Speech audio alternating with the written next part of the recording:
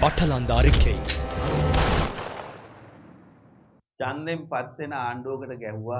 வாக்குகளால் தெரிவு செய்யப்பட்ட அரசாங்கம் ஒன்றை தாக்கினால் அரசாங்கம் அதனை கட்டுப்படுத்தும். அது கொலை என்பதற்குள் அடங்காது. அதனை நான் கூறவில்லை, அரசியலமைப்பில் உள்ளது. உதாரணமாக, தற்போது இங்குள்ள ஒருவருடைய உயிர் பறிக்கப்படுகின்ற சந்தர்ப்பம் வந்தால், அவர் எவரையாவது அழித்தால் அவர் கொலை குற்றச்சாட்டை எதிர்கொள்ள மாட்டார். உங்களை யாராவது தாக்க முயலும் போது நீங்கள் அவரை தாக்கினால், அவர் உயிரிழந்தால் அது கொலை அல்ல. ஆங்கிலத்தில் அதனை செல்ஃப் டிஃபென்ஸ் என்பார்கள், தற்பாதுகாப்பு. பட்டலந்து தொடர்பில் கேட்டதால் நான் கூறுகின்றேன். அது 200 பக்கங்களை கொண்ட ஒரு அறிக்கை. அதில் 150 பக்கங்கள் தற்போதைய அரசாங்கத்திற்குரியவை, எமக்குரியவை அல்ல. இதில் ஒரு சொல்லேனும் ரணில் விக்ரமசிங்கவிற்கு எதிரான பரிந்துரையாக காணப்படவில்லை. 21 நாட்களாக நியூஸ் ஃபர்ஸ்ட் பட்டலந்து ஆணைக்குழு அறிக்கையில் குறிப்பிடப்பட்டுள்ள குற்றங்களை வெளிப்படுத்தியது. இந்த வெளிப்படுத்தல்களுக்கு அமைய பல்வேறு நபர்கள் பட்டலந்து வீடமைப்பு திட்டத்துக்கு கடத்திச் செல்லப்பட்டு சித்திரவதைக்கு உட்படுத்தி கொலை செய்யப்பட்டமை அல்லது காணாமலாக்கப்பட்டமை என்பன வஜ்ர அபேவர்தன கூறும் வகையில் தற்பாதுகாப்புக்காக மேற்கொள்ளப்பட்டவையா என்ற பாரிய பிரச்சினை எழுகின்றது. ஆணைக்குழு அறிக்கையின் பிரகாரம் சிட்னி என்று அழைக்கப்படுகின்ற ஏர்ல் சுகி பெரேரா 1990ஆம் ஆண்டு மார்ச் மாதம் 23ஆம் தேதி கடத்திச் செல்லப்பட்டு ரணில் விக்ரமசிங்கவின் அப்போதைய தனிப்பட்ட பாதுகாப்பு உத்தியோகத்தரான சுதத் சந்திரசேகர தங்கியிருந்த B7 வீட்டை அண்மித்த வீட்டிலேயே தடுத்து வைக்கப்பட்டிருந்தார். தாம் தடுத்து வைக்கப்பட்டிருந்த B8 வீட்டுக்குள் இருவர் தலைகீழாக தொங்கவிடப்பட்டிருந்ததை கண்டதாகவும் அவர்களின் உடலில் இருந்து இரத்தம் வடிந்ததாகவும் அவர் பின்னர் பட்டலந்த ஆணைக்குழுவில் சாட்சியம் அளித்தார். ஒரு சில நாட்களில் அவருக்கு பெண்களின் ஆடைகள் அணிவிக்கப்பட்டு போலி முடி வைக்கப்பட்டதாகவும் ஆணைக்குழுவுக்கு வழங்கிய சாட்சியத்தில் தெரியவந்தது.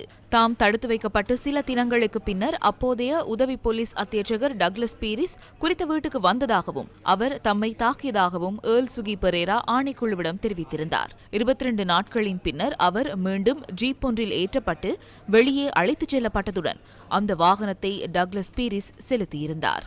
மேற்கோள் ஆரம்பம். இடையில் உதவி போலீஸ் அத்தியட்சகர் டக்ளஸ் பீரிஸ் சுகியிடம் இவ்வாறு கூறினார்: நீ வீட்டுக்கு சென்றதும் அந்த ஐயாவிற்கு கடமையை நிறைவேற்ற வேண்டும். நீ அதனை செய்யாவிட்டால் உன்னை கொலை செய்வேன். கடமை என்னவென சுகி வினவினார். அந்த கடமை என்னவென்பதை குடும்பத்தார் அறிவார்கள் என பீரிஸ் பதிலளித்தார். மேற்கோள் நிறைவு. சுகி பெரேராவை விடுவிப்பதற்காக லக்ஷ்மண் ரணசிங்க என்ற சட்டத்தரணிக்கு 50,000 ரூபாவை வழங்க வேண்டும் என்பதையே டக்ளஸ் பீரிஸ் இவ்வாறு கூறியிருந்தார். இது வதை முகாமில் இருந்து விடுவிப்பதற்கு கோரப்பட்ட கப்பம் அல்லவா? இந்த சம்பவம் தொடர்பாக அப்போதைய போலீஸ் மாதிபர் ஏர்னஸ்ட் பெரேரா ஆணைக்குழுவுக்கு வழங்கிய சாட்சியத்தின் மூலம் தெளிவாகின்றது. ஏர்ல் சுகி பெரேராவின் தந்தை அப்போதைய போலீஸ் மாதிபரை சந்தித்து தமது மகனை விடுவிப்பதற்கு உதவி கோரியிருந்தார். பட்டலந்த ஆணைக்குழுவுக்கு முன்னாள் போலீஸ் மாதிபர் வழங்கிய சாட்சியம். மேற்கோள் ஆரம்பம். எனக்கு நினைவில் இருக்கும் வகையில் ஒன்றில் தனது மகன் டக்ளஸ் பீரிஸினால் கைது செய்யப்பட்டார் என்றோ அல்லது மகன் கைது செய்யப்பட போகின்றார் என அவர் வந்து கூறினார். அந்த முறைப்பாடு எனக்கு நினைவில் இல்லை. எனக்கு நன்கு நினைவில் உள்ள விடயம் என்னவென்றால், தம்மிடம் 50,000 ரூபாய் கோரப்பட்டதாக அந்த சந்தர்ப்பத்தில் அவர் தெரிவித்தார். எதற்காக 50,000 ரூபாய் கோரப்பட்டதாக கூறினார்.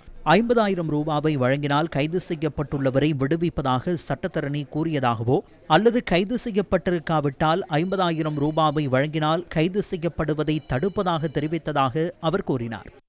இவை தற்பாதுகாப்புக்காக இழைக்கப்பட்ட குற்றங்களா? இத்தகைய பல சம்பவங்கள் பட்டலந்த ஆணைக்குழு அறிக்கையில் வெளிக்கொணரப்பட்டுள்ளன. இனியேனும் இந்த குற்றங்கள் தொடர்பில் நீதி நிலைநாட்டப்பட வேண்டுமல்லவா? பட்டலாந்த அறிக்கை. ரணில் விக்ரமசிங்க யாருக்காவது குற்றம் இடம்பெறுவதை தடுப்பதற்காக ரணில் விக்ரமசிங்க இதனை செய்தார் என்றால் குறித்த நபர் யார் என்ற கேள்வி எழுகிறது.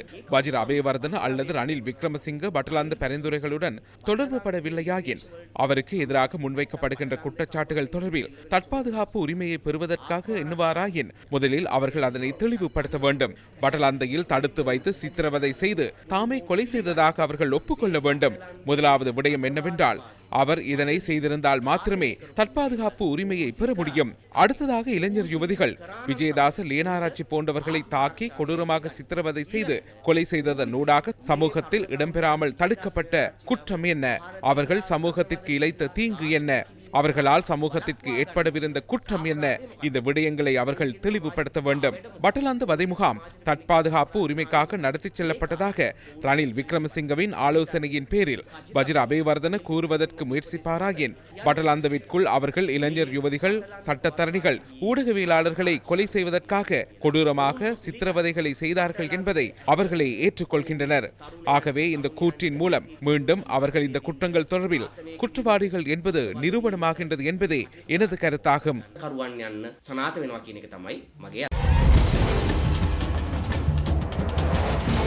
பட்டலந்த அறிக்கை. இதேவேளை பட்டலந்த சித்திரவதை முகாமை நேரில் கண்ட சாட்சியான முன்னாள் ராணுவ உறுப்பினர் இந்திரானந்த டிசில்வா குற்றப்புலனாய்வு திணைக்களத்தில் இன்று முறைப்பாடு செய்தார். பட்டலந்த மற்றும் கொழும்பில் இருந்த ஏனைய சித்திரவதை முகாம்கள் தொடர்பில் தன்னிடமுள்ள அனைத்து ஆதாரங்களையும் வழங்க தயார் என கூறி அவர் இந்த முறைப்பாட்டை செய்துள்ளார். நான் என் கண்களால் கண்டதை வெளிப்படுத்த தயாராக இருக்கின்றேன். இது தொடர்பான ஏராளமான ஆதாரங்களை கண்டறிவதற்கான ஒரு முறைமை உள்ளது. இந்த விடயம் தொடர்பில் உண்மையான விசாரணைகள் நடத்தப்பட்டால் தற்போது ஜனநாயகம் பற்றி பேசும் கொலைகளுக்கு காரணமானவர்களை மிக குறுகிய காலத்தில் கைது செய்வது பெரிய விடயம் அல்ல. எனவே இந்த வழக்குகளுக்கு விரைவாக நீதி வழங்குமாறு குற்றப்புலனாய்வு திணைக்களத்திடம் கோரிக்கை விடுத்துள்ளோம். 60,000 உயிர்களுக்கு நீதி கிடைக்க வேண்டிய நேரம் இது. அதனை இப்போதை நிறைவேற்றுவதற்காக இந்த மனுவை நாங்கள் சமர்ப்பிக்கின்றோம். பட்டலந்த அறிக்கை. பட்டலந்த ஆணைக்குழு அறிக்கை தொடர்பில் அரசாங்கம் தற்போது என்ன செய்ய போகின்றது?